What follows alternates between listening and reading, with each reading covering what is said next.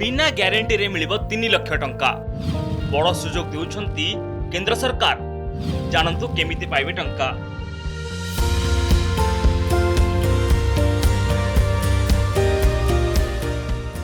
महिला मानकु प्रत्येक क्षेत्र में सरकार प्रोत्साहित करुछंती, जहा फल सामाजिक क्षेत्र में सेमानक सहभागिता बढ़िबा सहित सेमाने आत्मनिर्भरशील होई परिबे। एहाको दृष्टि रखी सरकार अनेक सरकारी योजना मध्य आरंभ करिसंती। एही योजना गुड़िक मध्यरु गोटिए हेउछि उद्योगिनी योजना, जो स्कीम रे महिला मानकु बिना ग्यारंटी रे लोन मिलथाय। एही योजना अधीन रे 1 रु 3 लाख टंका पर्यंत ऋण पाई परिबे महिला माने।